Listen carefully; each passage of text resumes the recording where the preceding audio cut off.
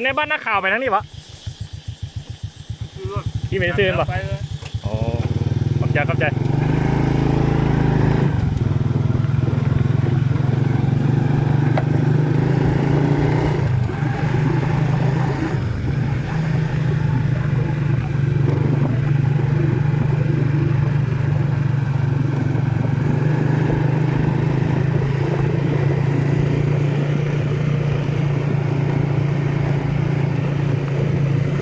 แล้วไฟมาแล้ว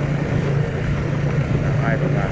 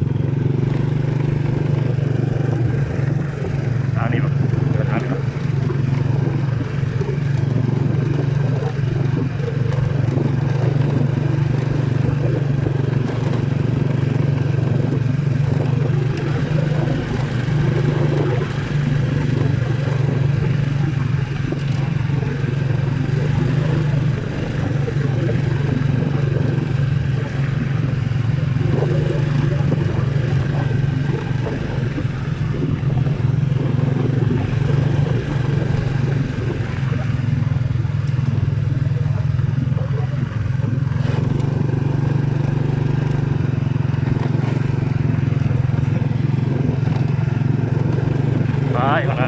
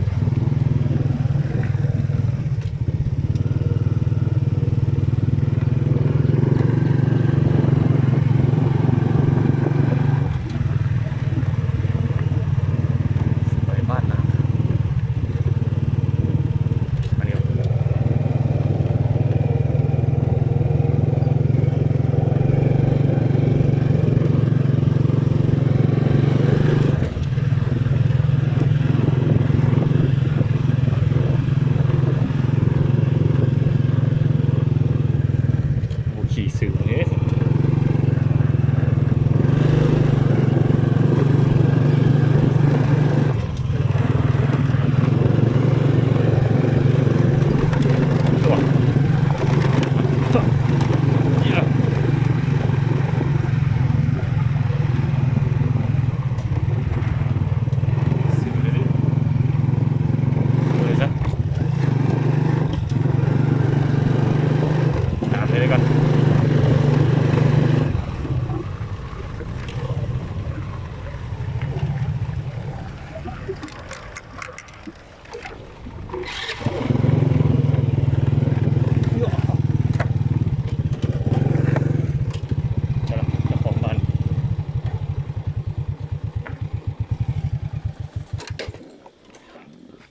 สบายดีเฮาสิไปบ้านนักข่าวไปทางไหนเจ้า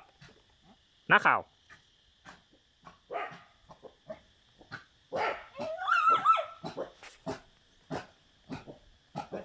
นักข่าวเลี้ยวซ้ายป่ะแล้วก็ไปเลยขอบใจ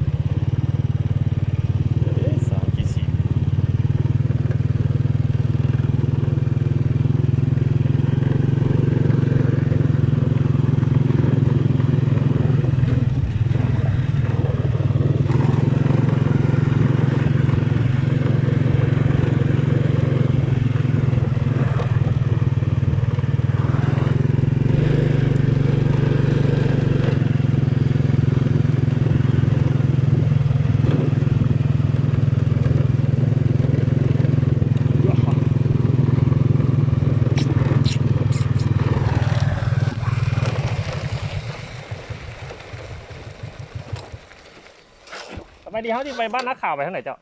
ไปทางนี้นะเป็นเนี่ยนี่บ่แม่นอ๋อไกลปะก็บ่ไกลปานไหนอันนี้เจ้าสัตว์ตัวนี้นะอย่ามันฆ่าตัวมันพระเจ้าโอเครถกลับขึ้นไปหันแล้วไปลอดเสาไฟอันแห้งสูงนี่แล้วน้ำทางน่ะไปมันสิง่ายกว่าเด้ออ้าวย่านนี่ย่านมันฆ่าหมองเขาไถยันไปยากขนาดมีบนไทยอีกเขาไถเฮ็ดสวนมันสวนหยังขนาดอ๋อแล้วตัวกลับขึ้นไปเราไปฮอดหัวน้ำมักจับแล้วตัวเราขึ้นไปข้างท่านแล้วน้ำทางไปแล้วเป็นฮอดนักขาวพับบัดเดียวเลยตัวนี้ก็ฮอดกันแต่ว่ามันยันมันยากยามันยากว่ายันตัวสมมุติจักทางอีกทางหยังหั่นโอ้ซับซ้อนเนาะไปทางนี้ไปเห็นน้ำมักจับหันเราขี่ซื้อเล่นบ่ไปที่เลยแล้วก็ไปตามทางเลยแม่นขอบใจ